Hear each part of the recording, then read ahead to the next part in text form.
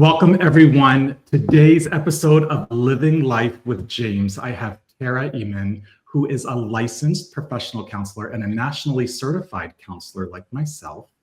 And I am honored to have her here today because Tara's journey is not only one of strength and resilience, but it's one that she has dedicated her life to, working in the field of mental health and helping others. The reason why I wanted to bring Tara on today, not only is she an amazing person and an amazing therapist, but Tara really has had her own mental health challenges that she's navigated through with the loss of her mother and her brother, both to suicide.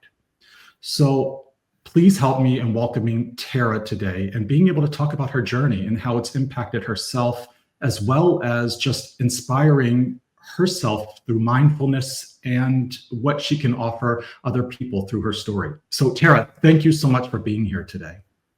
Thanks so much for having me, James. I feel honored and I'm proud to come on and talk about this subject with you. I want to jump right into things. Please just, if you don't mind, sharing a little bit about your journey and your story. Well, thanks so much for doing this because I think it's a welcomed resource, and hopefully somebody will be able to listen to my story and feel hope and that same resilience that I have. About 10 years ago, I lost my brother first to suicide in July of 2014. Certainly a shock, one that hit the family very, very hard. And 3 short weeks later, I also lost my mom to suicide.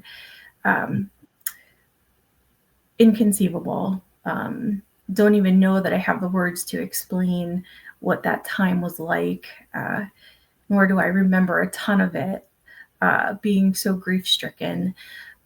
First with losing my brother, very, very challenging, being there for my family, for my mom and my dad. Hardly remember being able to put together my mom's funeral. That was really put together by aunts and cousins and my dad, just not being able to really attend that with like any kind of clear mind or clear head, as I was still grieving the loss of my brother. So, just when one happened, the other one back to back really knocked me down and took me on a deep spiral of questioning, what am I doing here? Really tough and challenging times. But I'm so lucky to have had, the background in mental health and being a professional counselor. I had great resources that I was lucky to have known about. It took me a while to go ahead and seek those out, but they came eventually. Yeah. My mind, to give a visual, I just, as you just described that, I just see kind of like a haze. Fog. Like I can't even imagine losing someone to suicide, a close family member, let alone back to back. And as I see this fog and haze, I can't imagine what you went through and what your mental health was like. Yeah. There were long patterns of days where I could not operate, where I was not functional, where I just had to lay down and go through what I call a really long emotional hangover. Stricken with grief, like I said, depressed, anxious, not knowing if this would happen to another member in my family, that dealing with, do I share this with people? What does that look like? How do I explain to people? I've lost my brother to suicide and my mother. Also, people asking questions, what happened? What's going on? And trying to navigate that area, not only for myself, but for my father and for my other family members. Shortly after my mom's suicide, Robin Williams had passed. So those two were very close. And I remember just following his story very closely and trying to salvage the mental headspace to be able to follow the resources that were provided in the commentary from fans and from people that were making such nice statements, and trying to take in some of those for myself and try to remember what was important. Also, the year before, I'd given birth to my daughter. So she was just 9 months old when both of these suicides occurred. Um, just, completely rocking our world. So to try to keep my head afloat and be a mom, I know that I had to do that to step into to be a mom. I know I had to go on to continue to be there for her. It was just, how was I going to do it? Digging deep to find, what is going to give you a glimmer of hope through this time. And it sounds like your daughter was that. She definitely was that. She was the moving force along with my husband, and wanting to be there for my father equally. Um, but it is true, what they say, like on the airplane, about putting on the oxygen mask for yourself, right? Not on anyone else's. Yeah.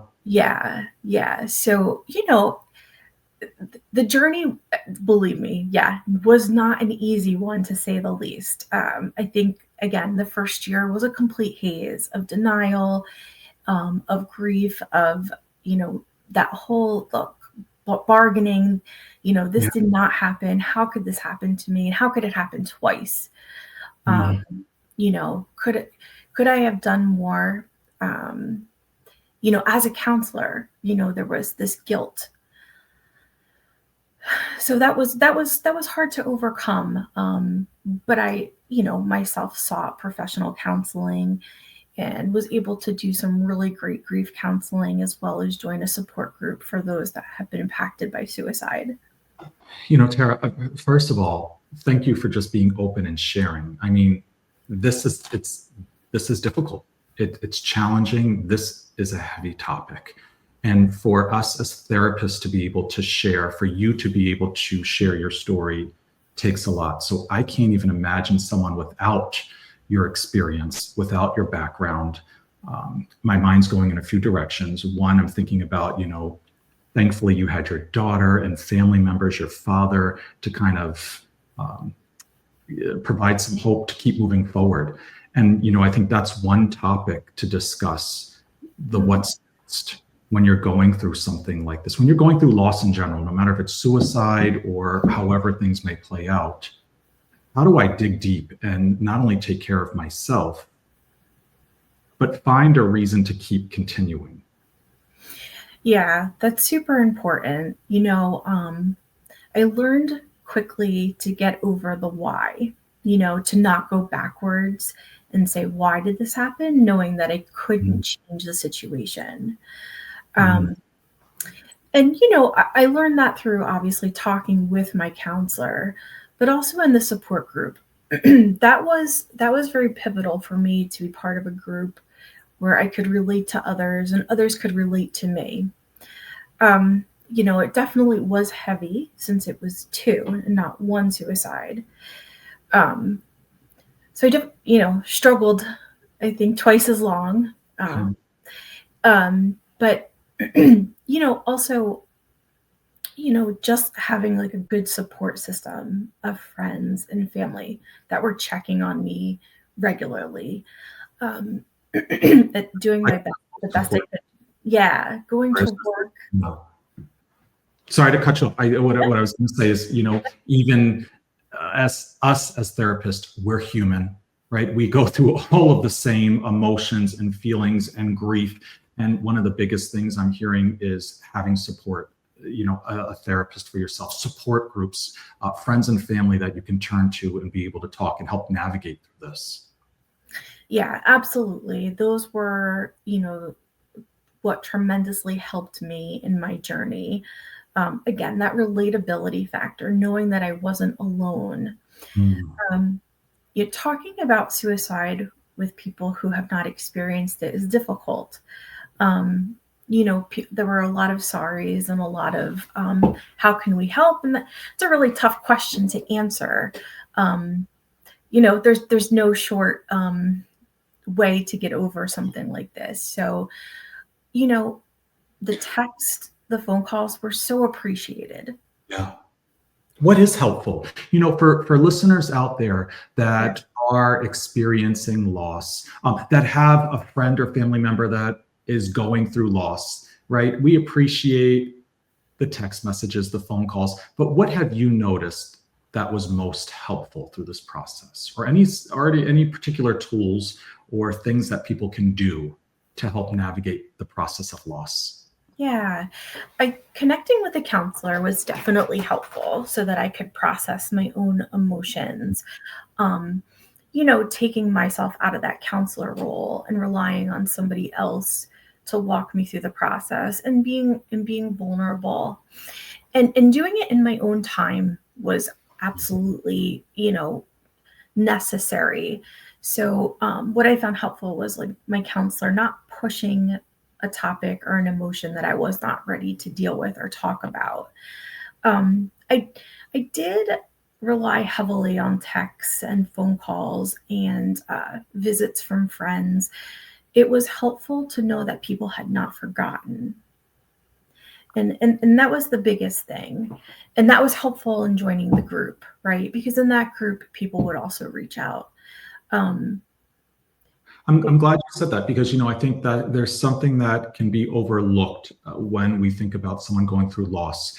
I often hear people say, "I don't know what to say," or I often hear people say, "Someone said the wrong thing," or "I don't want your thoughts and prayers." And you hear so many different things. I think the biggest thing that I'm hearing from you and that I talk about in my practice is just extending a message. Just send a text and let somebody know you're there.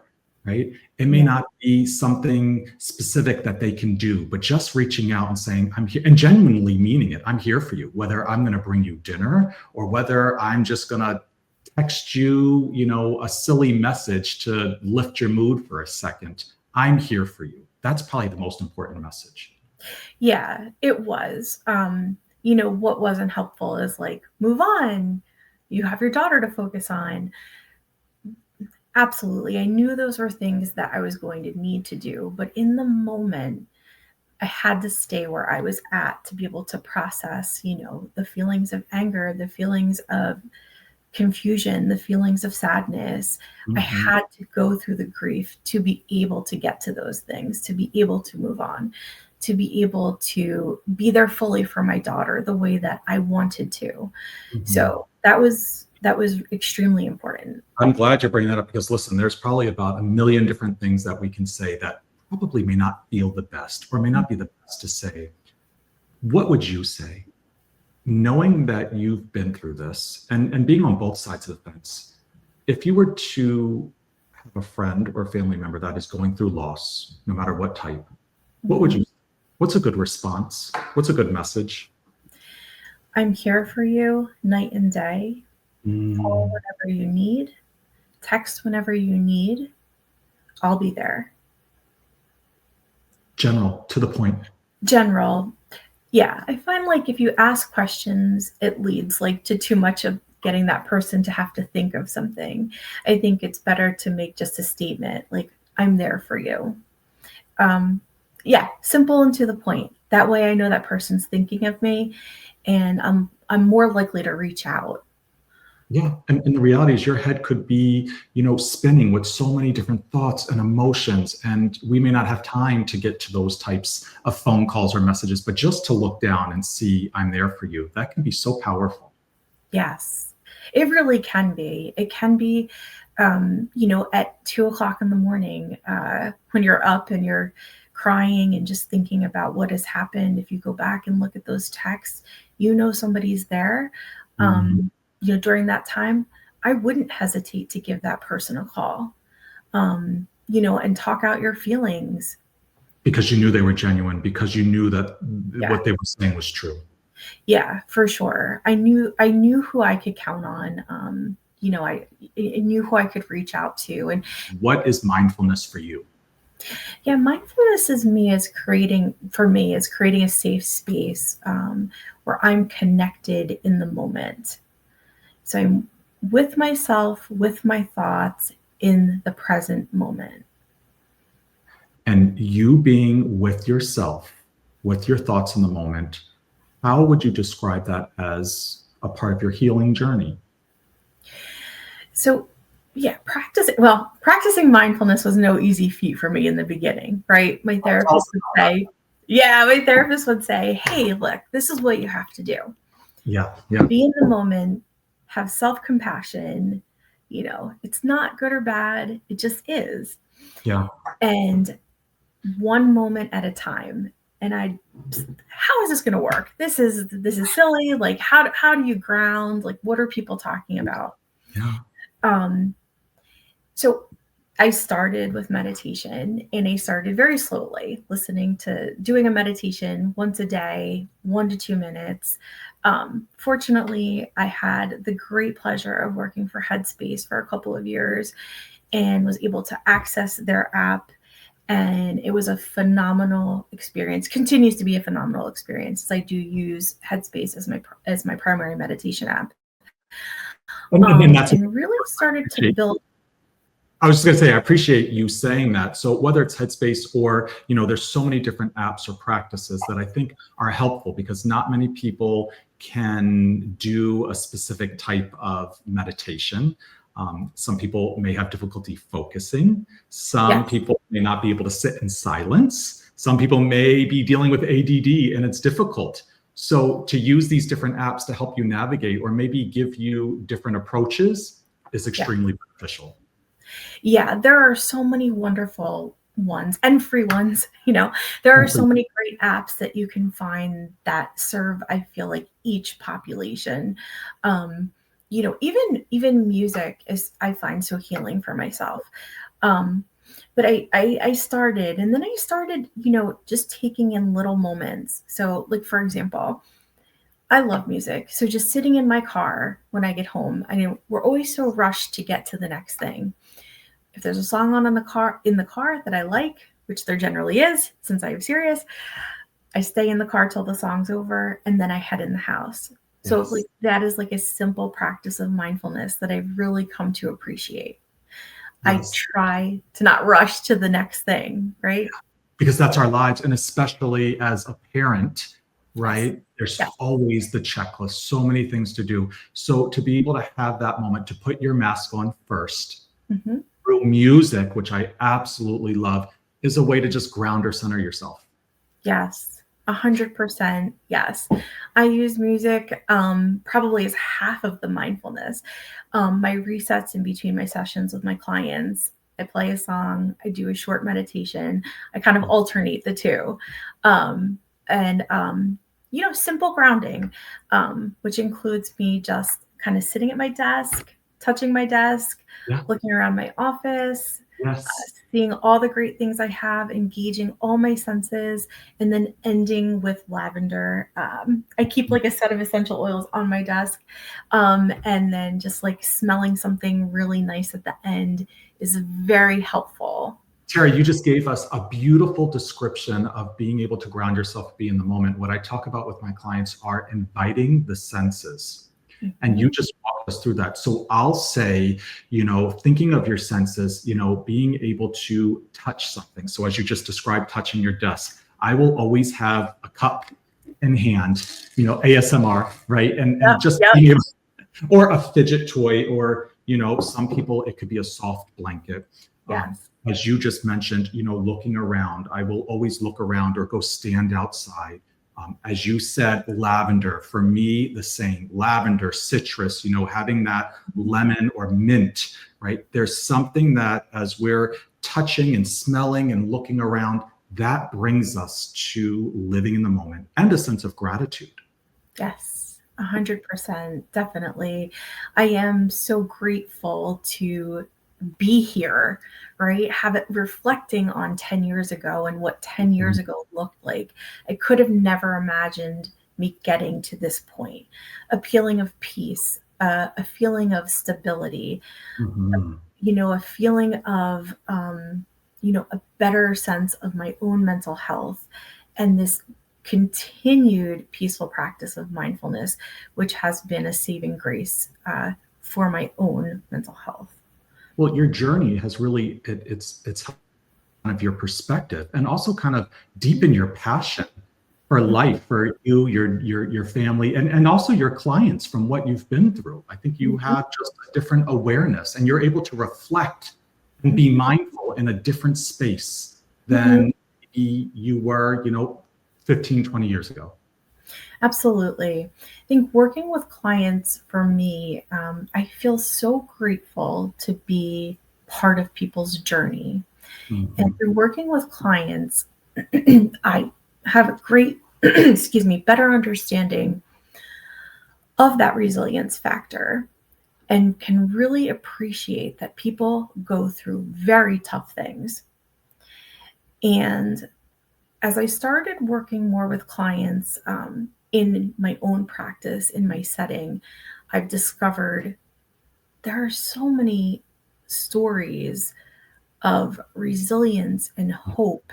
Mhm. And that's brought me great joy. And it's also helped with my healing, you Mhm. know.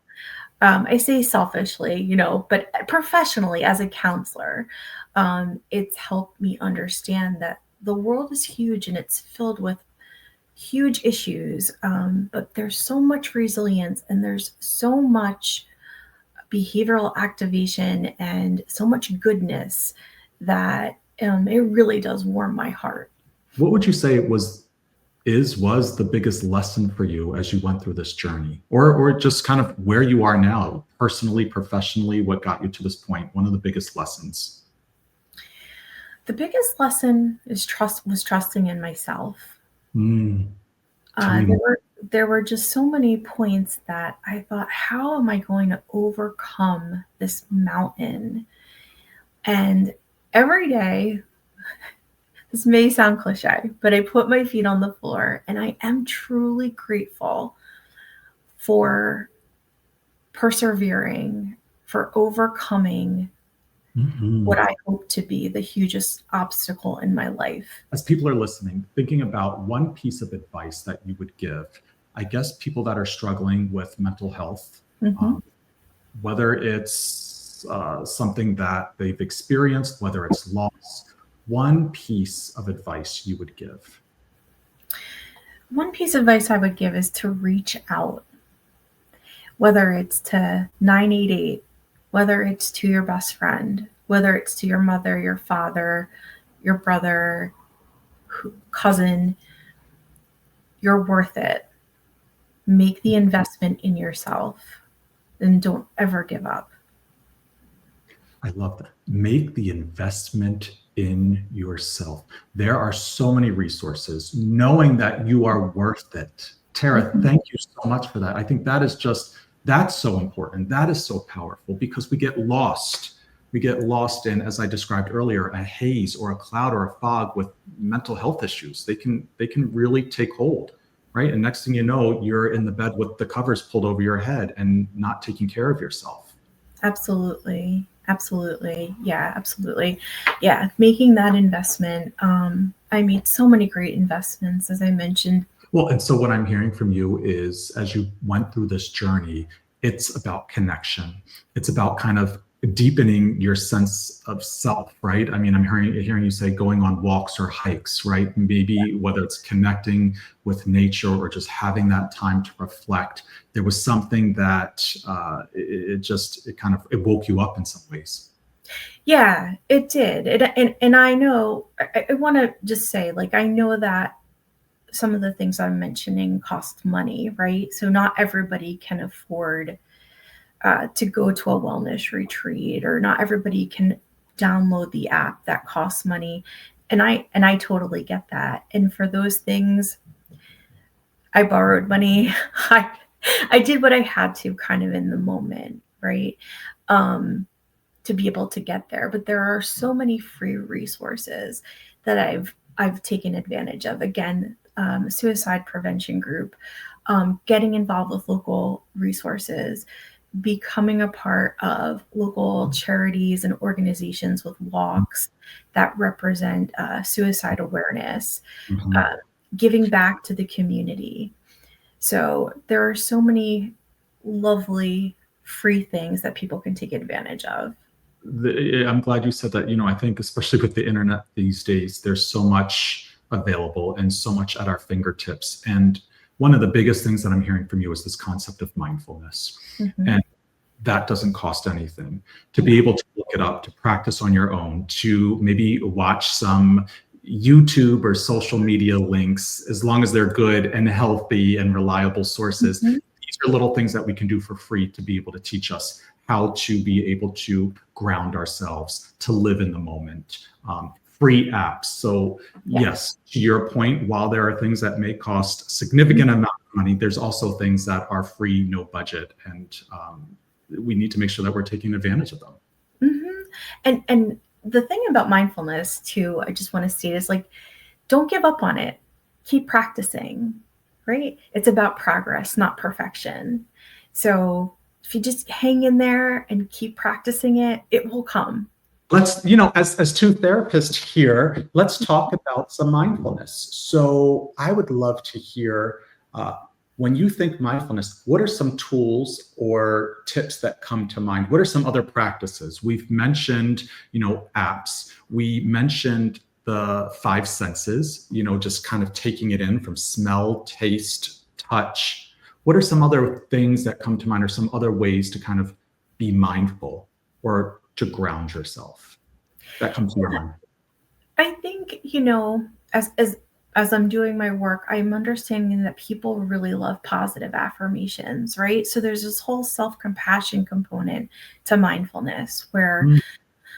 the teaching is to, not judge yourself, to be kind to yourself, and to learn that, again, it's not good or bad, it just is, that it's neutral.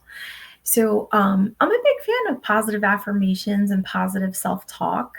I love journaling, journaling something positive about yourself right before you go to sleep. So it's the last thing you read and the first thing you see in the morning. I think that's a great way to start the day. I want to jump in because you said something so important. I agree that there's something that resonates with many people, and there's something powerful about positive affirmations. That said, I have some clients that say, James, it's difficult to be in that space. And you mentioned a word that I use quite often. If you can't be, I joke and say, if you can't be Miss Polly positive, let's go neutral. Yeah. And neutral may sound something like, I'm doing my best today, right? Yes. If it's difficult to be positive that, I am strong, I am brilliant, I am powerful, I am love, if it's difficult to sit with those types of statements, go with neutral and define what neutral would be for you. Yeah, yeah, I would absolutely agree with that. If you're not feeling it, hey, that's okay too. We'll talk about what that's about, or like let's better understand what that's about for That's sure. Yeah.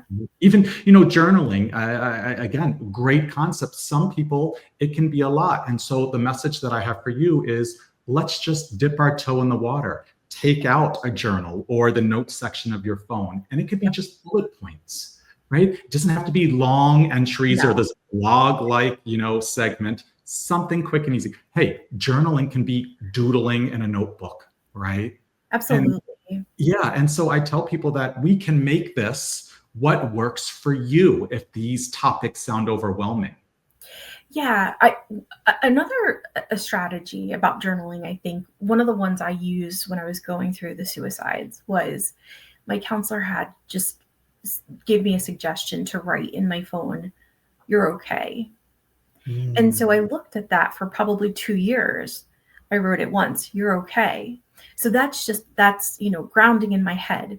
So I would just pull up my notes section and it would say, "You're okay." And physically, again, I might hug myself or I might say like, "Yeah, Tara, you're okay today. There's nothing physically happening to you. You may not feel the best. That's okay. You may have to go back to bed for 2 hours, but you will get up and this day will get better. You're You know, okay."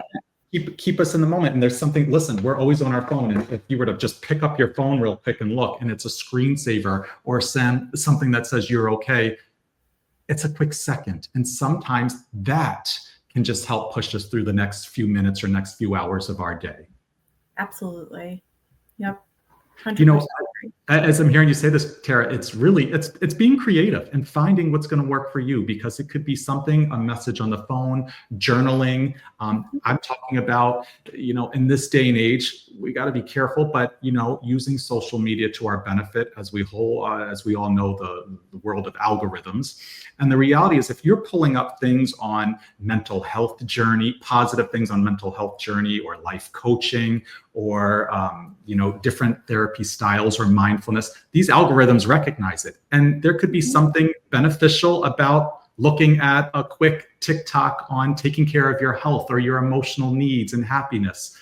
That could also be a resource. Yeah, absolutely. I think people often, when they hear mindfulness, it's like this pop psychology, word. People don't understand what it means. And it's simple, yet it is hard if you're not practicing. So I do understand when clients say to me, "This isn't working, Tara."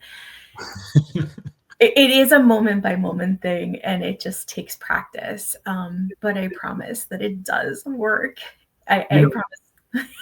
Tara, as you said that, I think the first thing that went through my mind is the mere fact that you are aware. If somebody has the awareness, I always say that's step one. I'm aware that I want to be mindful. I'm aware that I'd love to try to practice this. Step two is, challenging yourself and implementing it. But it's a big step to say, let's go there. Let's learn about mindfulness. Let's try to implement it in some ways. Yeah, it's a huge step. I think it's about speaking it into existence. And if you can speak it into existence, it might just happen. Let's do that right now. Yeah. Let's do that right now. Give us an example of how do we speak this into existence?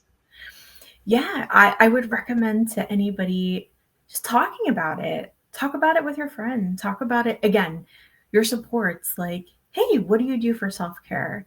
I heard about this concept, mindfulness, or like, hey, I'd like to really try yoga. Let me sign up for a session. Let me download an app. Let me go on YouTube. Let me watch a video. Let me learn something new. Listen, let me take off my socks and shoes and go walk in the grass right now. Well, Yeah. actually, I'm in Arizona. It's probably freezing cold in other parts. But let's go stand outside in the snow or the rain and just take it in, right? Yes. Live in that moment. So to your point, speaking it into existence is actually talking, doing it, going for a walk around the block, taking out those essential oils, right? I may not know all of the tips and tools, but I'm going to start with this one. Absolutely. Yeah, get creative. If you're a baker, walk into your spice rack, pull out a spice rack, connect with that cinnamon, connect with Brilliant. Yes. pull into your strengths. What surrounds you that you love? And how do you make that become a peaceful, positive, a connection for you in that music? I have a mindfulness playlist. So I recommend that to anybody. And they all look different. One may be upbeat, one may be slow songs. And I just combine them and listen to them throughout the day. And I just love music. So I love music too. I feel like it really affects us on so many levels. I love having a mindfulness playlist. Thank you for that suggestion, because you're right. It's not just a general playlist. It could be, mindfulness as you're working out. It could be mindfulness as you're sitting home or before you going to bed or waking up in the morning. So thank you for that suggestion. That's amazing. Yeah, absolutely. Absolutely. Tara, thank you so much for sharing your journey. Thank you even more for the tips and tools on mindfulness. It was a pleasure speaking with you. You definitely have an inspiring story and what you've been through and how you've managed to navigate through that. And still today, right? This isn't something that just disappears out of your world. It's something that changes and it looks different over the years. Yeah, I'm absolutely proud and confident of who I've become over this past 10 years. I've actually never felt better. And so proud to be talking to you and doing this. Today is my mom's birthday. So this just was such a great opportunity, and feeling so good and so glad that I could come share this story with you today, James. Tara, oh my gosh, take a moment for that. I mean, an honor having you here, but what a way to honor mom and showing how proud you are of yourself, but also how far you've come in your journey. Yeah. That's so much. Yeah. No, personally and professionally, Tara. yes, absolutely. I agree. It's been one heck of a road, but I'm here and I am proud and I am living the best life that I can. And looking forward to the what's next. Yeah. Can't wait to see what's next. I'm very excited. So. Cheers to you, your family, your journey, 2025, resilience, and moving forward. Thank you. Yes. Thank you, Tara. Thanks, James.